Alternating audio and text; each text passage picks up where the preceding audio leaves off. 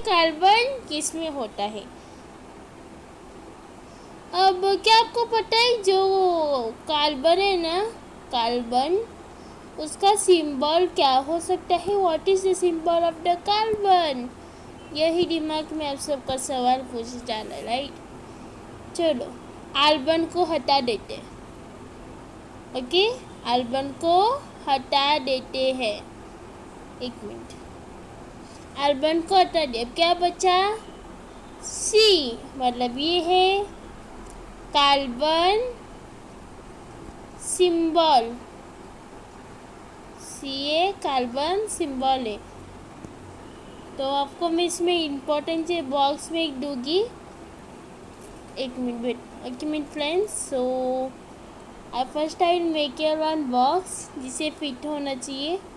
छोटा भी चलेगा, बड़ा भी चलेगा, बस इसमें ये सब फिट हो। 6 पॉइंट्स है। फर्स्ट हम ये लिखेंगे। तो ये एक इम्पॉर्टेंट पॉइंट्स है जो मैं अभी इसमें देने वाली हूँ। You can note down now. Symbol of carbon, symbol of carbon, that is C, symbol of carbon C. Okay, so ये है पहली इम्पोर्टेंट चीज़ें। अब हम दूसरी भी ज़रूर पढ़ेंगे, क्यों नहीं, हम पढ़ेंगे ही।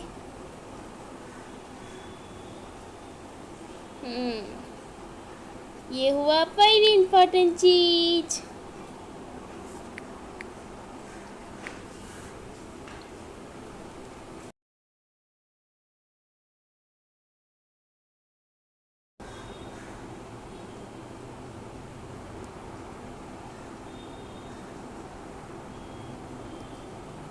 क्या अब हम क्या पढ़ेंगे? Atomic number.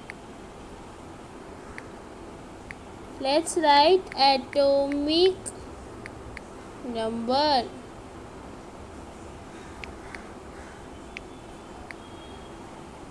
हाँ, तो आपको क्या लगता है एटॉमिक नंबर क्या हो सकता है? एटॉमिक नंबर क्या हो सकता है? चलो आप इतने इधर सोच लो तो मैं आपको एक बोल ही देती हूँ आंसर। एटॉमिक नंबर होगा 6। 6, यस। सो ये हुआ दूसरी इम्पोर्टेंट चीज। और नेक्स्ट पूछेगी एटॉमिक मास। ज़्यादा तो एग्जाम में इस तरह प्रश्न पूछते हैं, तो उसका क्या होगा? 12। बताओ बताओ एटॉमिक मास क्या होगा? 12। यस फ्रेंड्स, सो ये होगा एटॉमिक मास। नाउ उसका इलेक्ट्रॉनिक कॉन्फ़िगरेशन। अब क्या होगा? Electronic configuration. समझ लो, हम इलेक्ट्रॉनिक कॉन्फ़िगरेशन में जाते हैं। इलेक्ट्रॉनिक कॉन्फ़िगरेशन इसका है 2,4। 2,4 2,4। ये वाला PDF आपको टेलीग्राम में आ जाएगा।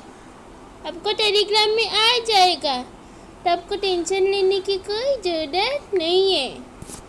ओके, तो हमें इलेक्ट्रॉनिक कॉन्फ़िगरेशन के बारे में हमने पढ़ा, राइट?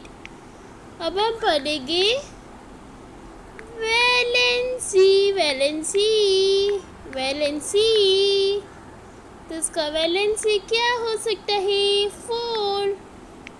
क्या होगा? 5 नहीं, क्या होगा? अरे बाबा बाबा, 4 होगा बाबा, तो 4 होगा ना। देखो वैलेंसी होगा 4। ये पांचवी इम्पोर्टेंट चीज़ें हैं। Non metallic element. अभी ये नॉन मेटेलिक एलिमेंट है, राइट? सेकंड है नॉन मेटेलिक एलिमेंट। ओके, ये भी एक इम्पॉर्टेंट चीज़ है जो आपको सबसे ज़्यादा याद रखनी है, ज़्यादा यही आपको हेल्प होती है एग्ज़ाम में। तो ये थी इम्पॉर्टेंट चीज़। इसको मैं एक बक्से में रख देती हूँ, बक्से की चाबी मेरे पास होगी। ऐसे वो बक्सा नहीं, एक प्यारा सा बॉक्स बनाऊंगी।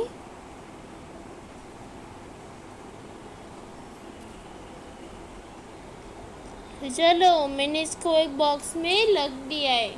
ये है, नोट डाउन कीजिए। नोट नहीं लिखती हूँ, ये इम्पोर्टेंट चीज़ है जो ज़्यादा इसमें पूछा जाता है। अब नेक्स्ट इम्पॉर्टेंट थिंग इज, देखो ये और एक अच्छी चीज़ें हैं। कंपाउंड्स ऑब्टेन डायरेक्टली और indirectly from plants and animals had organic compounds. Compounds obtained from minerals are called inorganic compounds. Okay friends, so I hope you understood it all right. और हाँ, आपको इसको अच्छे से याद रखने के लिए आप ज़रूर कीजिए पढ़ाई। और हाँ, आप एक माइंड मैपिंग कीजिए, इस चैप्टर का माइंड मैपिंग, जिससे आपको चैप्टर फुल याद रहेगा। चैप्टर आपको याद रहेगा, इसे आप माइंड मैपिंग कीजिए, जिसके आपको मज़ा ही मज़ा आ जाएगा जी, जाएगा।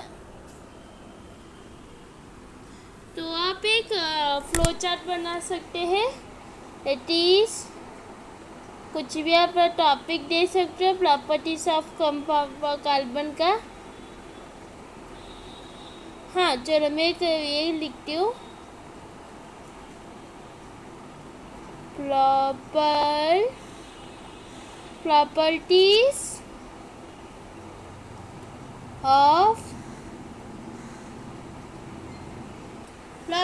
ऑफ कार्बन के होते हैं दो टाइप्स।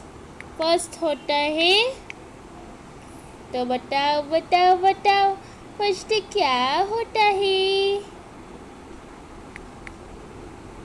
फर्स्ट होता है क्राइस्टलाइन।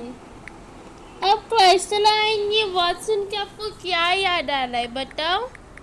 अले क्राइस्टलाइन वर्ड सुन के आपको हीला याद आ रहा है ना, क्राइस्टल याद आ रहा है, लाइट।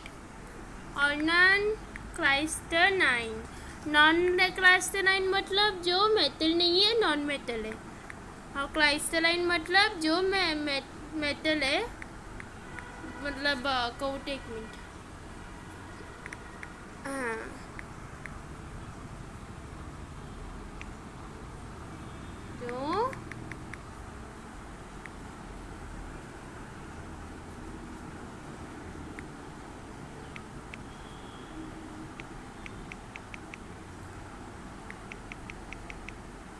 तो सिंपल सी बात है। हाँ, ये क्राइस्टलाइन, देखो ये क्राइस्टलाइन है और ये नॉन क्राइस्टलाइन है। क्राइस्टलाइन का होता है डायमंड और नॉन क्राइस्टलाइन का होता है कुछ और। तो अब हम क्राइस्टलाइन की टाइप्स देखेंगे। क्राइस्टलाइन के होते हैं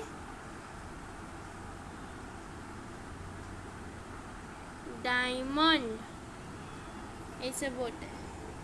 सो मुझे लगता है इधर ही एंड करना चाहिए। हम मैं नेक्स्ट पार्ट में वीडियो आएगा। Thank you friends, thanks for support, thank you friends, please subscribe my channel, thanks, bye. Part 1 था, पार्ट 2 शायद मैं ले पाऊँ, टाइम मिलेगा तो बात।